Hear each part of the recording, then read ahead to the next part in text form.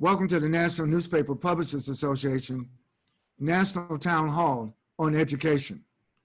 Our focus is on Black America and education, the future of Black Americans in the educational system.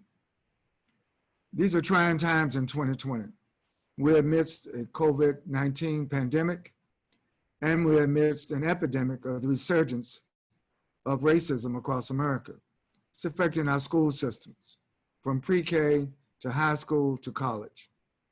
We're very pleased to have joining this National Town Hall some of the experts, some of the students, some of the teachers, and of course the audience. We have a lot of parents from around the country, a lot of families are watching. And on behalf of the National Newspaper Publishers Association, we welcome all of you and thank you for joining this important town hall. Let me introduce all of our panelists. First, Dr. Elizabeth V. Primas. Dr. Primas is the NNPA education manager of our program, and we thank the Bill and Melinda Gates Foundation for making this town hall possible. Next is Ms. Kathryn Procope, who is the principal of Howard University Middle School of Mathematics and Science. We have Dr. Colin Topper Carew, who is with the MIT Department of Urban Studies and Planning. From Chicago, we have Ms. Carrington York, who is an undergraduate student majoring in communications at Howard University. She's going to talk to us about this distance learning phenomenon that students across the country are now having to deal with. And then last but not least, we're very pleased to have Dr. Peggy Edwards-Jones, who is the principal of the Collegiate Friendship Public Charter School in Washington, D.C. Welcome all of you. I want to start with Dr. Primas. Dr. Primas, just give us an overview of the education landscape. What is happening as a result of COVID-19 to the educational school systems around the United States? So all school districts around the United States had to close abruptly because of COVID-19. The pandemic affected everyone. What we found was many schools were prepared to go to distant learning instantly. And those were usually our charter schools and our private schools. But most of our public schools found it difficult for students of color, especially, to have connectivity or even access to computers and laptops in order to continue their distant learning. So we're finding that those kids who were behind to begin with are still behind. Schools have offered for parents to drive to the local school parking lot and use the school's internet. But if you're on the bus going back and forth to jobs such as Safeway, the Giant, or McDonald's, you probably don't have a car to drive to the school parking lot in order to participate. So the kids did not have connectivity. And many laptops that were provided for students to be given were never distributed. And that's how it's been across the country. Let me turn to Ms. Procope. You're the principal of the Howard University Middle School of Mathematics and Science. First, let me say a shout out to you for appreciation of the work you're doing. We need to get more of our young people involved in STEM, science, technology, education, and mathematics.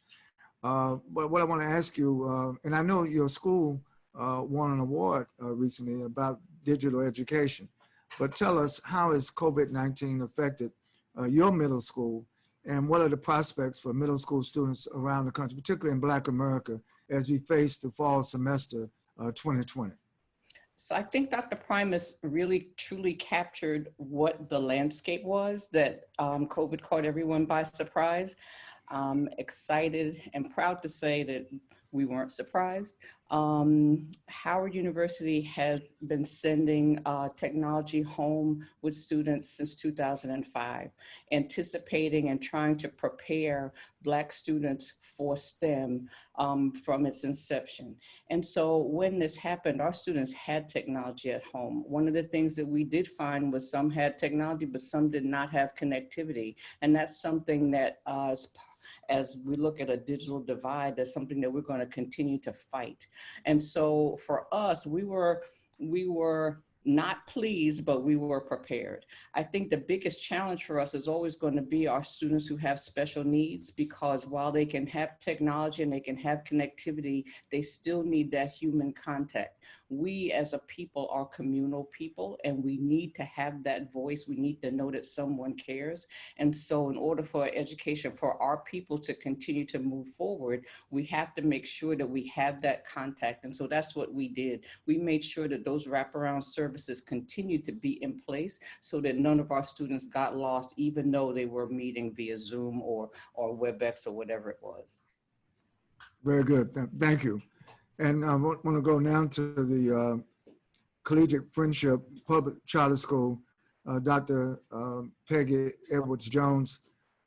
Share with us how is this COVID-19 affecting your students and other schools likewise, as the impact of the pandemic is not stemming, it seems to be spreading, not just in Black America, but across the country. Absolutely. I would definitely echo what Dr. Primas and Dr. Procope has shared.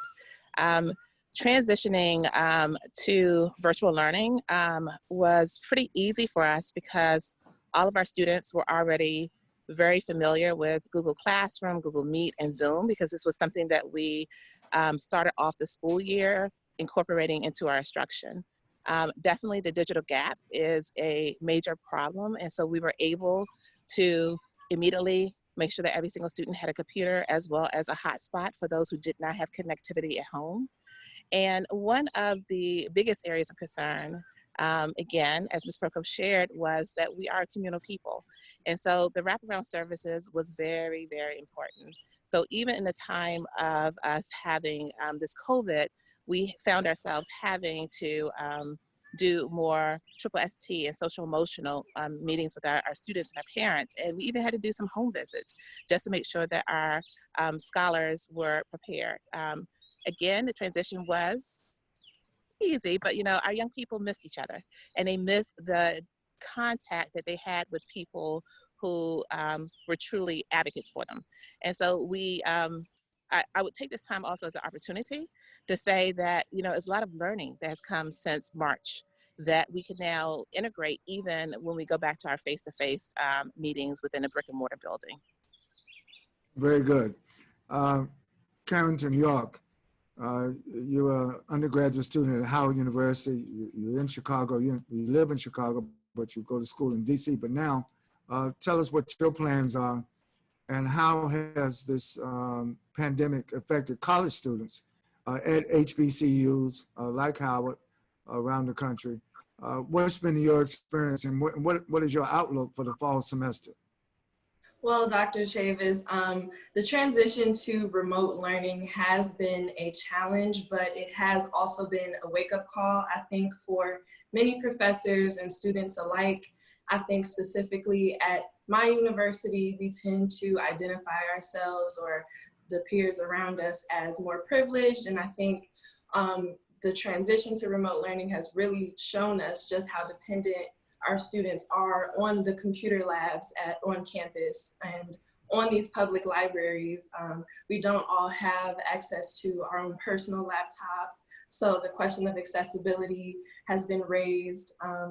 And also the question of whether or not students are being lazy or less attentive because we're including less personal in-person classrooms in our daily routines. So how I plan to transition into the fall semester, I will be returning back to Howard University as a junior communications journalism student.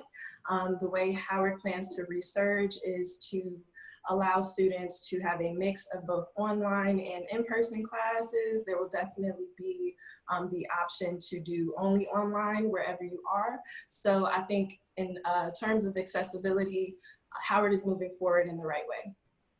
All right, very good. Thank you.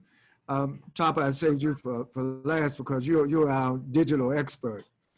Your work at Massachusetts Institute of Technology is outstanding. Share with these educators, Topper, what does the landscape look like over the next 6 months, over the next 12 months? Not just say if there was no COVID-19, we still will be faced with digital transition in education. But because of COVID-19, there's an accelerated pace of dealing with digital and distance learning, online learning. Just give us a sense of what can we expect from a technological perspective that will affect the education of Black Americans. I have a couple of very strong observational thoughts, and I'm greatly inspired by the work that Dr. Procope and Dr. Edwards are doing. I mean, that's very exemplary. I believe that every young person who is being educated today should have a laptop. Now, I had a house in Maine for a while, and the state of Maine provided every single student in the state with an Apple computer. So that became a very important part of their learning experience. I also think that we should think very seriously about making computer literacy something that is taught at a very early age to every student in America. I think it should also be taught to teachers, because what we're seeing due to the pandemic is a incredible homeschooling that's going on as a consequence of young people now having to be on their computers with their parents or whoever. So as we talk about the gap, there is an enormous gap. We need to work on that gap. I think that computer literacy and coding should be taught like reading is taught, so that everybody has a greater comprehension and a greater facility with those languages. Now, I think also that this is an incredible time to take a look at our educational pedagogy. It is old. It is based on, an agrarian economy and, an early industrial economy. And when you think about teaching boys, women of color, and you see the population that's teaching our students, who in that population does not necessarily have the love or the affirmation or the cultural resonation or the expectation, that sets up our students for failure. So if we can equip them technologically, and we can begin to provide incentives so that more people of color, particularly Black people, want to teach, the population is going down. And if you go into an urban high school today and you look at that teaching community, it's practically all white and all female. They can't relate to my grandchildren. We took all of our grandchildren out of school last September and started homeschooling them. And all of them, the oldest being 6, knows how to operate a computer. So I think there's a computer literacy problem that we need to address. Thank you very much. Dr. Primas, I know you've been attending a lot of education conferences, particularly since the pandemic. What are other experts saying about the future of education? I'm particularly concerned, our focus is on African-American students, African-American parents, African-American families. Education has always been our pathway to liberation, has always been our pathway to improvement of the quality of life of our community. So, but I want to make sure now that the people who make the decisions at educational systems, at the municipal level, at state level, and federal education policy, get input that's in the interest of Black America. Share with us what you're seeing over the last 2 or 3 months. Over the last 2 or 3 months, we're finding a lot of issues being raised as what's wrong, but not a lot of solutions. So a few schools, and mostly private and charter schools, have solutions. And the problem is budgets are being cut as opposed to budgets being added to give every child who enters a public school a laptop and a hotspot so that they can have connectivity. Some school districts, like in Florida, some school districts in Florida provided laptops and hotspots to every child in the school district. So families may have had 5 or 6 laptops provided because every child that was enrolled got a laptop as opposed to them sharing a laptop. But that was a small community in Florida. I haven't heard of other school districts being able to afford to give every child enrolled a laptop and a hotspot. But that's something that needs to be considered going forward. But we're also finding that many school districts, because of the pandemic, are cutting school budgets because they may think that it's cheaper to educate a child if they're not in the building because they're not providing the hot meals, they're not providing the counseling, they're not providing other services, they're not doing health and physical ed, they're not doing art. So it's a problem that has not got a solution that is universal at this time. Thank you. Ms. Procope, you know, in the public square now, there's not only a responsiveness to COVID-19, but the term systemic racism. And of course, when we talk about school systems are not immune to systemic racism. What's your experience in the school that you're now in charge of at Howard University, mathematics and science? Are our students being prepared to deal not only with the academics of mathematics and science, but with the world that we, in this society, particularly on systemic racism that they're going to be confronted with?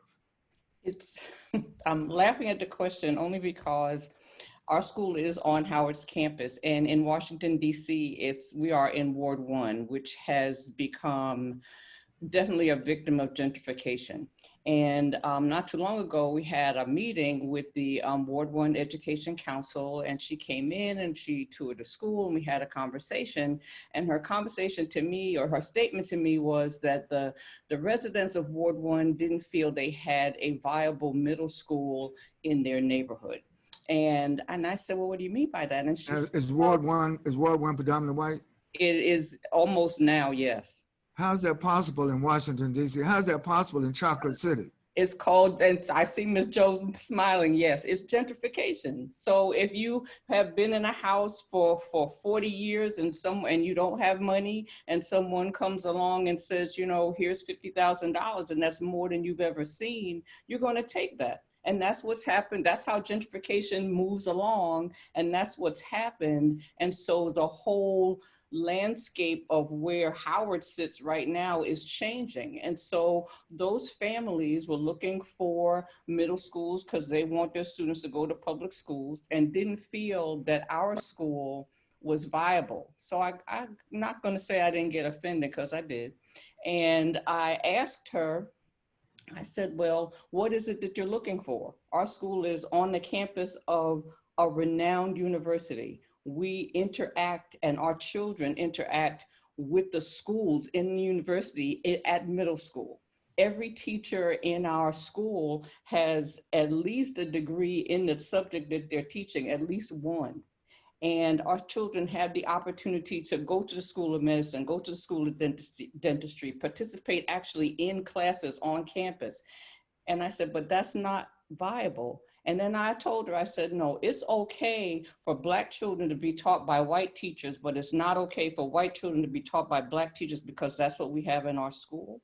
So are we preparing the children? Yes. And being really honest with them about what society looks like and helping them be proud of who they are and not ashamed of the fact that, oh my goodness, I'm Black. Yes, you are. You're Black. You're taught by Black teachers. Your history and everything behind you has prepared you for what's coming forward. So I think that our school being where it is and the things that we're telling our children is getting them ready for the future. Well, you know, we have over 100 historically Black colleges and universities, and I wish every HBCU had a school like what you have now at Howard University. Well, I'm a partner with Ms. Jones, and that's what we're going to do. We're going to put them all over the country. All right, and we have parents and students at HBCUs around the country watching this program, you know, at Texas Southern, down in Houston, at Dillard in New Orleans, at Fisk, in Tennessee, all around the country. In my home state of North Carolina, we have many HBCUs, and I know that the issue of gentrification, I want to go back to this, at your Department of Urban Studies and Planning. Can we plan to reverse this gentrification? Because what was been described in Washington, D.C. is happening in Black communities all over the country. We're being gentrified. Talk to us about what you see on the landscape in terms of the educational system, how gentrification is affecting Black communities, Blacks in school districts around the country. You know, it's become clear to me by looking at a high school in Boston called English High School, the first public high school in the United States. 90% of the population is a population that is of color. 6% of the teaching staff is of color. 10% of the population leaves because they are bored. 10% of the population is homeless. And only about 54% of the population is graduating. Now, there is definitely a cultural chasm between those students and the people that teach them. They do not have enough men. They do not have enough people that look like them. They do not have enough people who are culturally competent. They do not have enough people that are setting a higher bar of expectation. I'm a product of the Boston school system. I went to a test school.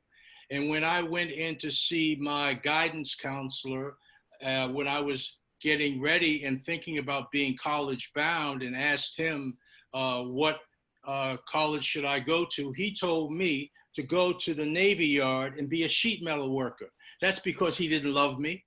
He didn't affirm me. He had no cultural competency, and he had very low expectation of me.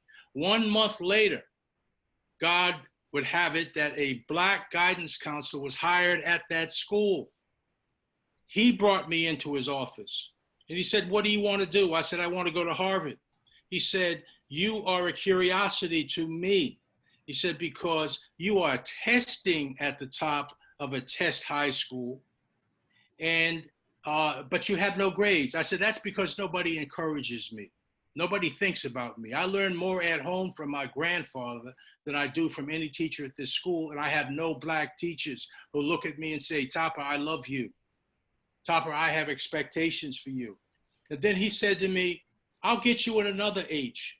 I'll get you into the Black Harvard." And he got me into Howard University, changed my life. And then when I had these Black professors walk into the room with stacks of books under their arm, who loved me, who appreciated me, who encouraged me, that's what's missing in so many of these public educational systems. That's why you have to love Dr. Procope and Dr. Peggy, because they are at the ground level dealing with our children. So when my grandson started public school, I sent him to a private school first.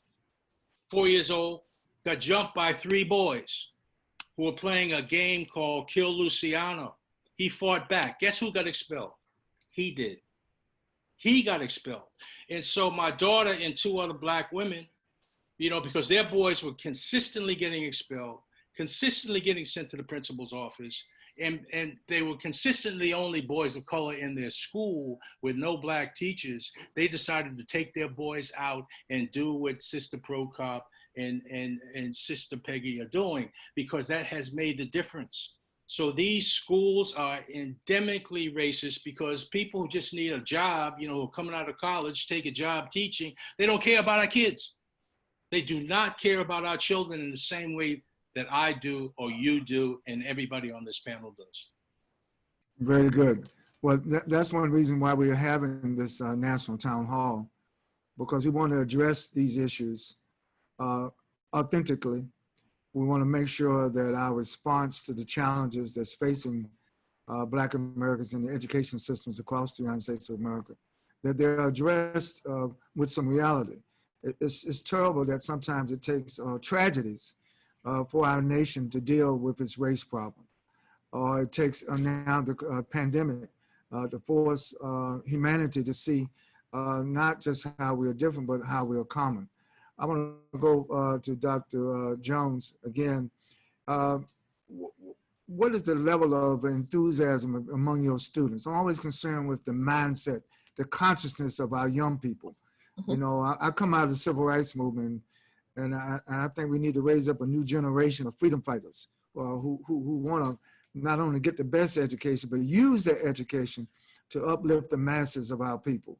What's your sense, Dr. Jones, with your students? What are you hearing?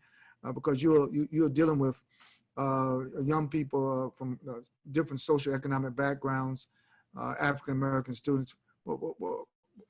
Tell me something about their aspirations. Yes, absolutely. Especially during this time of arrest, we have had what we call student forums. And so even though our students were on summer break, we had one this past Wednesday where over 240 students logged in. And we had a town hall and that was led by the scholars around what is going on in our world, about education, about violence in our communities, as well as about the systemic racism that was happening. Our students formed a group called Collegiate for Change. And I'm really excited about the work that they're doing. We are fortunate at Friendship to have a founder who was an activist, Mr. Donald Hintz. And so giving our young people the opportunity to not only discuss, but also to come together, to collaborate, and to decide how and what lanes they want to take in helping our world change is very, very important. And so we support our students in it. We're excited, and they're excited about the work that they're getting ready to do as young people. So they have created a committee of young people that will be working for Collegiate for Change, that will be leading the rest of the student body. They have already set up their meeting times. We're hosting town halls every 2 weeks, so that committee can also, have conversations with the rest of the student body. And we are inviting students from across, young people from across the DC area to participate. And so I'm really excited about the work that they're getting ready to do. And, they have already gotten together, and some of them have participated in the marches in DC. So they've invited city council members like Trayon White, who participated in the last town hall. We had some sororities and fraternities from across the country participating in it. And so I'm really excited about the work that they're going to do and lead, and what's going to be happening in the near future. Very good. Carrington, at Howard University, and of course there on the streets of Chicago, where you are now, hundreds of thousands of people are marching across the country, chanting Black Lives Matter. And of course, we know that Black education matters. But I want you, as a college student at HBCU, how do you see the Black Lives Matter movement? And in this movement, do you get a sense that there's a focus on also getting a good education while we demand that the larger society respect us, protect us, and to make sure that Black Lives Matter is just not a slogan, but it is a substantive change in how Blacks and whites and other people of color interact with one another. From your vantage point as a millennial, tell us about what you feel about Black Lives Matter and how that affects your education. So from my experience, Black Lives Matter is doing great work. I am seeing the narrative as far as how millennials and Generation Zers are taking it into our own hands. The narrative is shifting from, these destructive phrases that we use, like, if Black lives don't matter to us, then who will they matter to? And I think those comparisons can be unhealthy because there are these systemic practices that oppress us and, create interpersonal violence within our communities. So I'm seeing people my age start to deflect, those negative ways of putting things, and instead give each other responsibilities on how we can implement change and how we can change the language around how we talk about each other and how we talk to each other. So I think introducing empathy into the movement, as far as how we interact with each other, has been very important when it comes to Black education, how we utilize this empathy. We can see it, we can use it when, as far as like if you're using a Zoom conference call, some students are uncomfortable with having their camera on because there are disparities within our home, just like there's disparities within our classroom. You know, not everyone has a their own personal bedroom to, you know, step away and participate in class with. And those things can be seen as you open up your screen to a conference call for Zoom. So I think introducing that empathy and letting students know that there are different avenues to make the classroom a healthy and comfortable experience for us students is very important. Very good, very good. Dr. Primas, you know, we're entering our 4th year of focusing on education, and we are grateful to the Bill and Melinda Gates Foundation. How are we going to close this gap, the education gap that's racially divided in America? So one of the first things I believe the National Newspaper Publishers Association needs to do is to continue to provide those resources to parents and educators that help keep them informed and connected to the worlds that is coming up with solutions, and they are part of the solution. So what we're going to be doing is looking at what has been successful around the country, and they will be reflected in the articles and the landing page that we have, so that parents can find out what's best for their kids, how they can help them at home, how they can help guide their teachers into a more culturally responsive education for all of our children. So we're really looking to be the source for resources to continue improving education across the landscape. All right, very good. Principal Procope, funding. How's your school funding? Are you getting adequately funding? So we get per pupil funding from Washington, D.C., which is one of the highest, if not the highest in the country.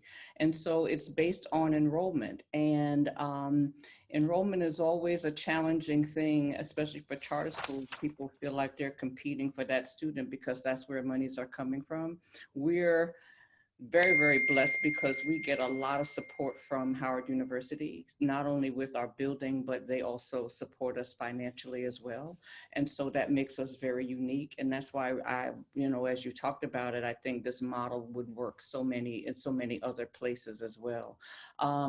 Funding always comes from, you know, funders coming and seeing what program do you have that's really being successful for our students. And I think that one of the things that we have to capitalize on now is not only is the fact that the light has been shined so brightly on the disparities that are happening in our community. And there are lots of people who want to make that change. And so I think that we really need to focus on help letting funders know that we do need help to help our children, and tapping into those funds right now, because it's really, really important for them to fund the work that we're doing for our children today. So for us, we're finding ways, and we are actually making sure that everyone knows that we are really helping the children of DC, who are those who are most disenfranchised. And this is your time right now to step up and put your money where your mouth is. Right. I'm going to stay with you just one moment on this funding issue. How can we take your success model and replicate it in other cities where there are historically Black colleges and universities? And should we not be reaching out to some of these major technology companies to provide laptops, to provide broadband access? You know, it's a very competitive environment. And we want to make sure that Black students, Black parents, Black communities are not left behind, even in this transition period in the wake of COVID-19. And I think that what you said is exactly that.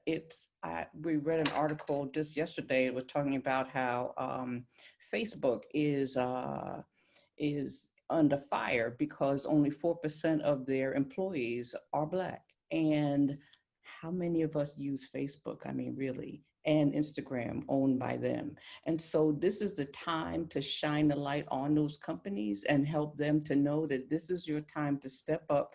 Don't just say and put out a press release saying, yeah, we support Black Lives Matter. Let's really show that you absolutely do. And I think that if we collectively go at it and approach and say, look, we're educating Black children. We're trying to help them move to the next level. It's time for you to help and fund that education. Absolutely. Dr. Jones, what's your experience in terms of, I'm going to stay on this funding thing because, you know, African Americans, we spend over $1 trillion a year in the American economy, even with all of the unemployment and even with all the devastating impact of COVID-19 on our economy, the Black economy. I just want to make sure that our schools are getting the adequate funding. What's your experience on the funding issue? I would definitely say that we know that, again, that there is a great digital divide. Even in our area, we saw that, maybe, Howard University and Friendship had a easy transition, so to speak, to technology, but many schools within our area did not, and students didn't have. And so, I even, look at, in Maryland, right outside of DC, where we were looking at students who didn't have class because, they were going to the school to get work packages. And so funding is really important. And I think that, just like the conversation about defunding the police, that there needs to be more funds put into ensuring that every single one of our young people have access to a computer, have access to a hotspot. And also that we're making sure that, again, we change the curriculum so that students are getting what's needed for them to be successful in the 21st century. I also agree with Ms. Procope that it's important that the organizations and companies that we put our money into invest in the Black communities. And that they even provide, when we talk about internships for our young people, so there is a smooth transition, whether it is college level African Americans or people of color or high school students, that they're providing these opportunities. Very good. I just want to transition a bit. I think, Dr. Primas, we need to develop a best practices list. When I hear Principal Procope and Principal Edwards Jones lay out what is working. And a lot of times, in our struggle for freedom, justice, and equality, we're very clear about what we are against. We're not so much clear about what we are for and how to articulate what we are for and to present solutions, present best practices. So I'm hoping that the NNPA's education program this year will take what we're hearing here on this town hall, but extrapolate it around the country, because I believe that there's some other Principal Procopes out there, there's some other Principal Jones out there. I want to connect them. One of the things, as you know, I discovered several years ago, we didn't even have a national organization of Black parents. I mean, it's as important as parenting is to the education of our children, because the education just doesn't start in the classroom. It starts at home. It starts in the community. I want to top in terms of planning. Again, urban planning, the redesign, we've talked about the gentrification issue, but just from an Afro-futuristic position. What is the future for not only Black people in America, but people of African descent in the Caribbean, all over the Pan-African diaspora? There's a movement taking place. And as I travel outside the United States, I see young people in other countries really taking their education seriously. And I think that we have to reemphasize, not that we don't take it seriously in Black America, but I think I would like to see more of an emphasis. And before we wrapped up, I'm going to ask all the panelists how they feel about the Black press and how we can utilize the resources of the National Newspaper Publishers Association, our 230 member Black-owned newspapers. I want to make sure that we are constantly engaged on this issue. But Tapa, talk to us about, I've heard you use this term, Afro-futurism. Explain what that means in the context of education. Yes, in the context of education, it evolved from experience. So I built a number of successful, from my perch at MIT, I might add, a number of successful innovation laboratories, which are intent on teaching STEAM and using it as a way to create a new generation of computer scientists, engineers, and so on. And so I've even built one for Black and brown students in the Google headquarters in New York, in the Bay Area, at a number of HBCUs. Now, the interesting thing about them and their success was partially due to the cultural resonation. I believed, and I, as the author and overseer of the curriculum experiences that have been pushed through these laboratories, I came to believe that cultural resonation is a very important part of it. You know, if you have to make it relatable, non-daunting, and so now we're graduating young people that are going on to, you know, RIP, going on to NYU, going on to HBCUs, or going on to Harvard and the rest. Here was the big problem for me. Having created the success and having raised substantial amounts of money from the technology industry, I realized that scalability, if you talk about, you know, Dr. Procope's operation, and you talk about scaling it, it's a problem. It's a problem because even Google or Facebook don't have enough money to scale so that we can address the scale of the problem. So here's what I believe. I believe that we need a constitutional amendment, or we need legislation that recognizes that every child in America should be guaranteed a quality education. They should be guaranteed a quality education. And we should approach education as if it's a major crisis, because that's what it is. That's exactly what it is. In the same way that we rebuilt Germany and rebuilt Japan and build all of these other places, we need to build the African-American educational experience. And so I think as we build it, we should also contemplate that there should be free tuition or free trade school vouchers, so that our young people can move on and know that they can move on and know that we believe in them enough that we will battle for them. And you know where I'm at. You know, this is something that has to happen. So in the Afrofuturistic mentality, it's about creating, you know, learning experiences that use the Black gaze and not the white gaze as a measure of what that content should and shall be.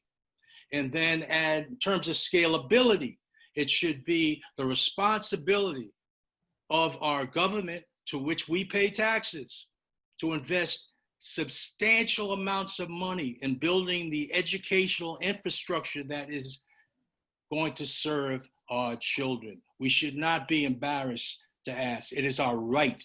It is a right for every child to have a quality education. And so we should demand that. We don't have to beg for that. We should demand that. And that's fine. All right. Thank you. Well, we certainly join in that demand. Carrington, you are a communications major. I want you to talk about why did you decide to major in communications, and we're looking forward to you being an intern with the NNPA this summer, if everything works out. But this desire to use your pen, use your video, use your camera, to use your words, your phrases to communicate. And of course, the Black press, as we talk about regenerating the Black press, we need millennials who are committed to be freedom fighting journalists. Talk to us about your aspirations as a young budding communicator. Well, my passion for writing started when I was a very young girl. Words always resonated with me, and I always was looking for a way to phrase things so that they could resonate with other people.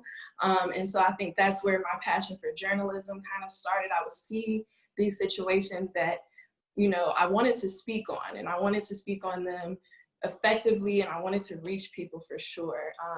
And I think that's what journalism does. It gives us the opportunity to make our own decisions about the information we're given and encourage conversation, discourse. And I think discourse can be inspired through many different types of media, not just written journalism, but also documentaries. So my passion for even film has grown much larger. I think in terms of Black education, it's very important that students should know the names of these Black newspapers. You'll be surprised how many students don't know anything about the Chicago Defender or don't know anything about, you know, the Informer or anything. So I think just having access and giving these students the opportunity to identify journalists that look like them is very important. You know, when you know better, you do better. So when you know a journalist, you know, that looks like you, you may want to take that path and inspire other people. So I think that is definitely part of my identity as a journalist and my duty as a journalist, for sure. Very good. Well, we wish you all the best. Before we wrap up, I want to ask each of our panelists, as a segue from what Carrington just said, how important to you in the work that you do in the education field, how important is the Black press? Dr. Primas, I'm going to start with you, then I'll go to Sister Procope. So I have been working with the National Newspaper Publishers for 3.5 years. I was introduced to the Black press as a Washingtonian to the Washington Informer and the Afro. It has been part of my background since conception. My dad was a very voracious reader of newspapers, and he actually knew Calvin Roloff. So those are people that influenced me. And so I've always looked to the Black press to get the right news or the correct news or the validated news about what was going on positively in the Black community. And my background leads me to further support it because I recognize that so many of our stories are not told through mainstream media. And if we're not looking to our own, we will never know all the truths. Hidden Figures are not just about the space race. Hidden people in plain sight have been what they've done to the Black community. And so we need to continue to support the Black press to know the truth about what our people are really doing. Thank you very much. Sister Procope, how important from your vantage point as a principal of the Mathematics and Science School, how important is the Black press? So we taught a segment to our students about the massacre in Oklahoma, and we showed 2 different newspaper articles. So the white press called it a riot, but the Black press called it a massacre. And we just talked about those 2 words and asked the students, what does riot sound to you? Said riot's like people running. No, it wasn't a riot, it was a massacre, and helping them understand that the Black press was giving the appropriate picture of what actually happened. So we get the Afro into our school, and our English teachers use it in their classrooms. I hope that moving forward and working with the NNPA, we can affect our curriculum even more through the Black press.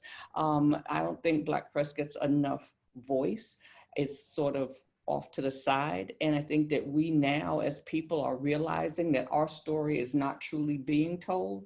And so in our school, and I hope in all schools, that we are focusing more about how the right story is coming through the Black press. And we can use that more as we are developing curriculum for the coming school year. Very good. Thank you. Dr. Jones, from your vantage point, has the Black press been supportive, and vice versa? How do you think that we could work together to strengthen what the Black press does in terms of the education sector, being an advocate for better quality, more equity in education? Absolutely. The Black press is very important because it's very important for us to tell our story and to celebrate our achievements, as well as to identify the areas that we need to work on and improve. And just like Ms. Procope has stated, we have a lot of curriculum around African American literature, African American history. We have town halls and morning meetings with our young people and forums. And I think that what I would love to see is even more of how we incorporate even like these forums into our discussions with our scholars. We do use the Black press articles and to give our students the ability to look at what they see on regular TV, as well as what they see in our Black press, to really think about and analyze what's really going on and how this impacts their lives.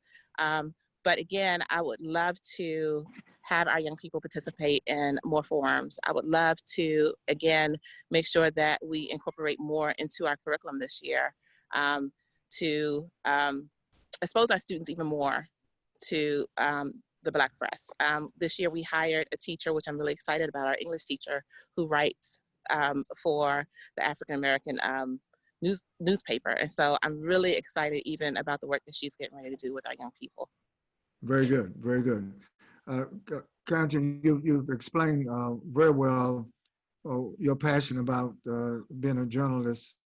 Overall, how can we get more millennials involved with the work of the Black press across the United States? Just think about it. How important is social media awareness about what we do in the Black press?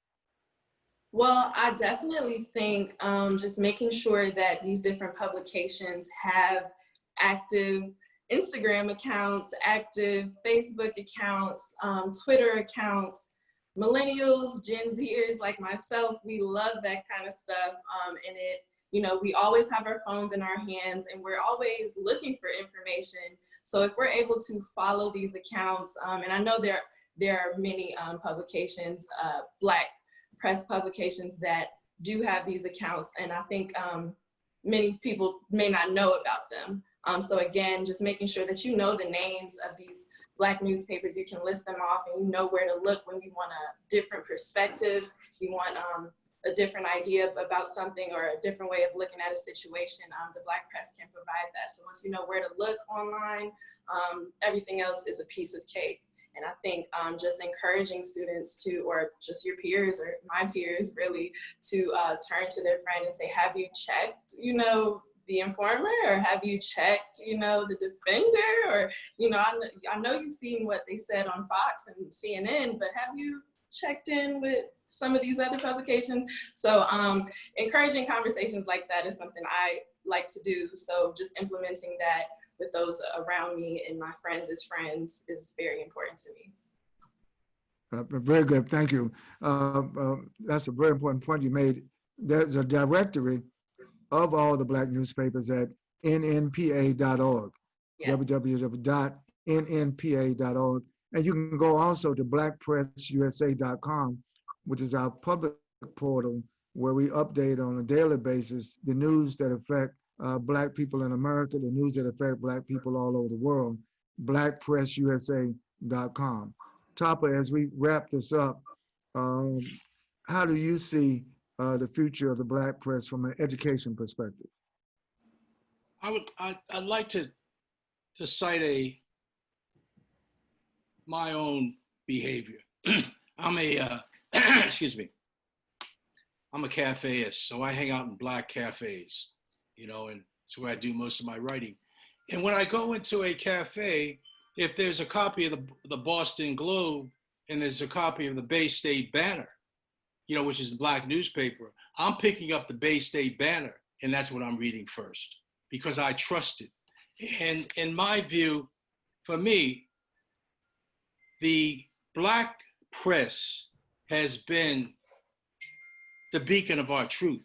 And I always go back to that photo of Emmett Till in that open casket and how that, in fact, ignited the civil rights movement at that point in time. But John Johnson and Jet Magazine dared to print that. That was never going to be in the white press.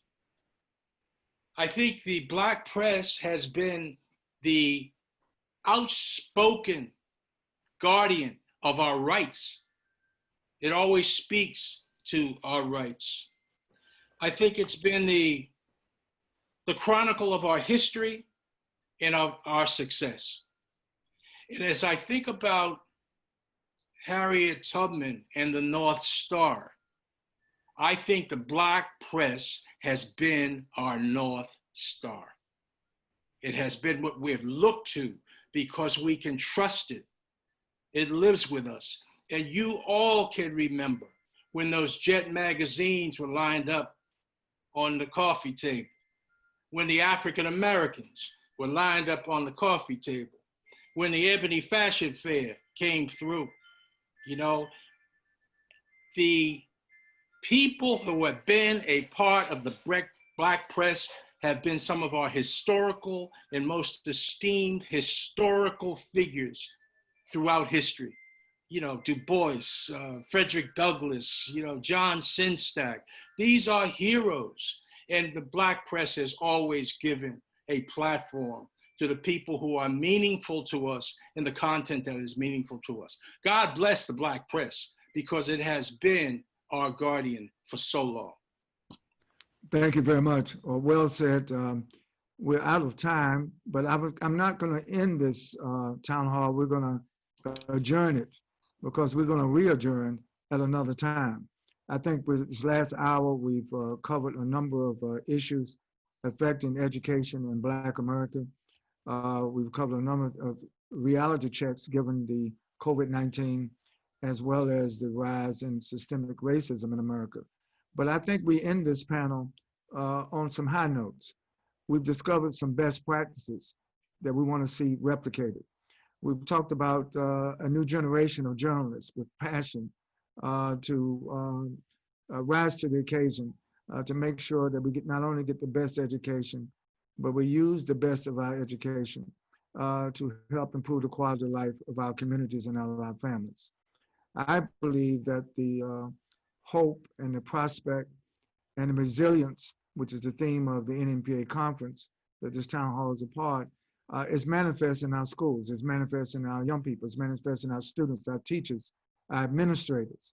And I think that overall, we got to keep pushing. This is no time for us to let up. This is no time for us to throw our hands up, get frustrated. We've had tough times before, and we've made it through those tough times. Resilience is in the DNA of Black America. So I want to thank Dr. Elizabeth Primas. I want to thank Ms. Kathryn Procope. Thank you, Dr. Carew. Thank Carrington York, and thank Dr. Peggy Edwards-Jones, and thank all of our listeners, and thank all of our publishers in the National Newspaper Publishers Association and the Bill and Melinda Gates Foundation for making this National Town Hall on Blacks in Education in 2020 possible. God bless, and thank you all for listening. We will stay engaged.